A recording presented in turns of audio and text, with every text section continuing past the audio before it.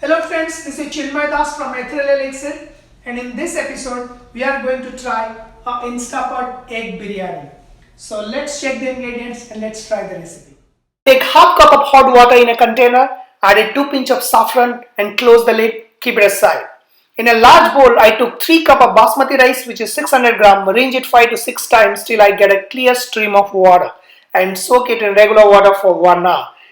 During this 1 hour, we are going to work on the rest of the ingredients. I took 2 tablespoons of besan, 2 tablespoons of rice flour, 3 tablespoons of water, half teaspoon of salt, half teaspoon of chili powder, half teaspoon of turmeric powder. Mix it real good so that there is no lumps, and then I add 2 eggs. Mix all together and then prepare a thin batter. So we are going to use this batter for frying the eggs and potatoes. Now we'll work on the eggs and potatoes. Here I take 10 potatoes, which is nearly 1 pound. These are baby potatoes, really very tiny. Boil for 5 minutes, keep it aside. In another saucepan, I have here boiling water, added 1 teaspoon of salt there and keep on adding the eggs carefully using a tongue so that I do not break it.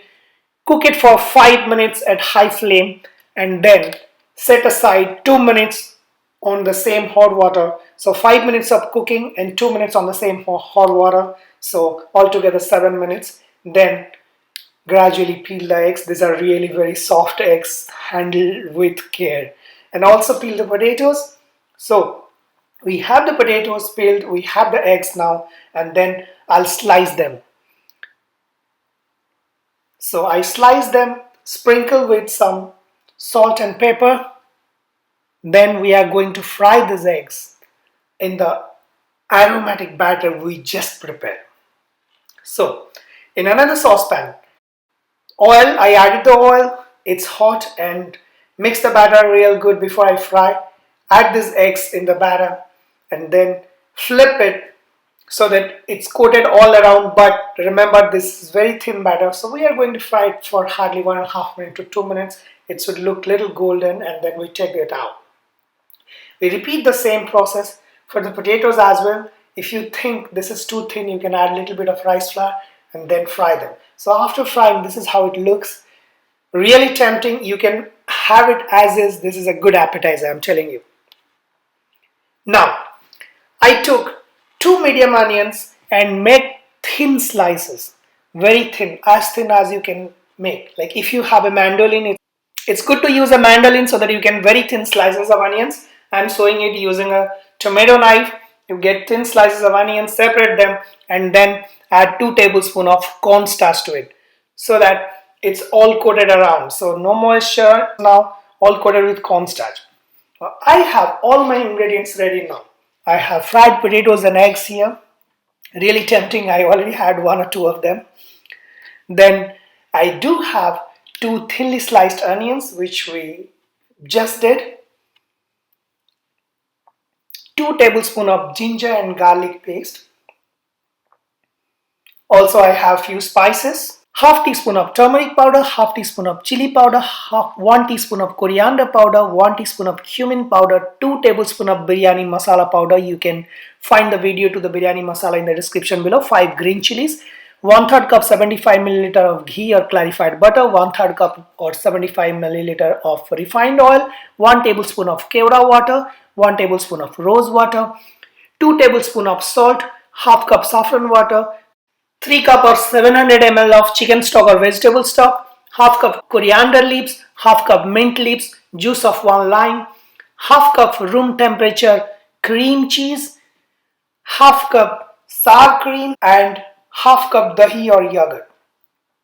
And of course the soaked rice which I have strained, so it was soaking for around 1 hour, and also half cup of fried onion. Set the Instapot to saute mode and set it for 10 minutes. Inner pot is hot now. I add the ghee and oil in the inner pot.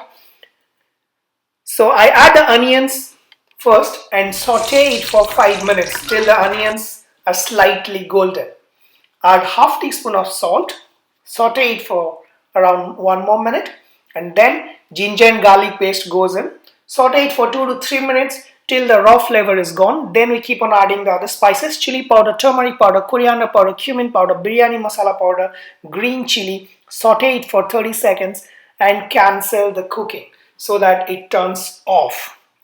Add the cream cheese, sour cream, yogurt.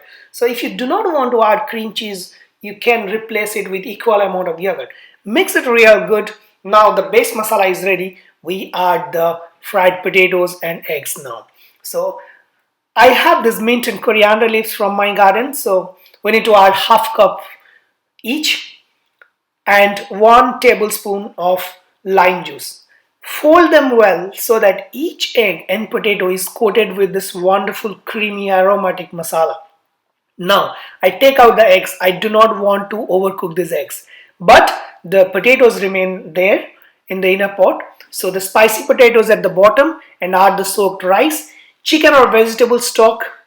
You can use regular water if you do not want to add chicken stock. Now we need to taste it. And remember, this should taste really salty. So I add nearly 2 tablespoons of salt. If you're using store bought chicken stock, it might be a little salty. You can adjust the salt accordingly. If it is water, it could be more. Then I set the steam valve to the ceiling position and press the rice button. It shows 8 minutes.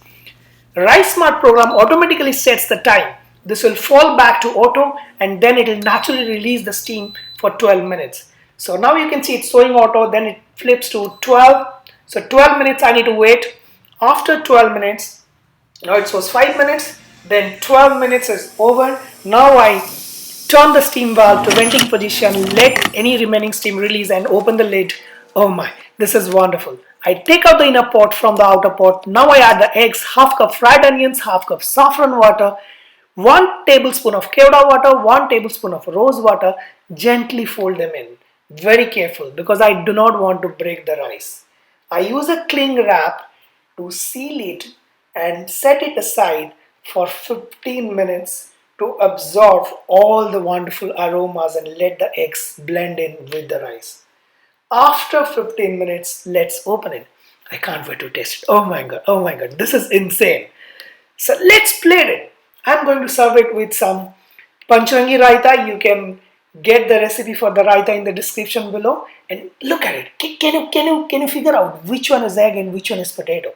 It looks all the same, and even the potatoes is coated with that wonderful aromatic thin batter. And here I have my raita. So please do try this recipe and let me know how it turns out. Hey guys, it's Nishka Das and I'm going to be trying this egg biryani with this raita. This egg biryani obviously has egg and also potatoes and one of the most important ingredients, saffron. I'm so excited to try it, so let's try it.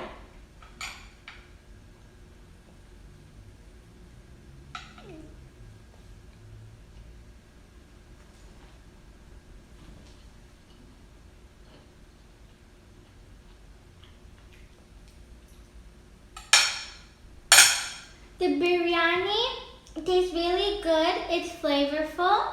It's really flaky too. I'm going to be trying it with the raita and also the potato and egg.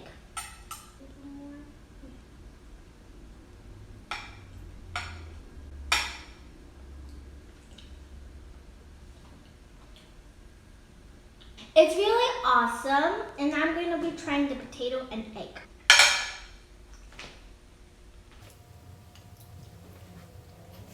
The potato and egg did not overcook, and they're both really soft.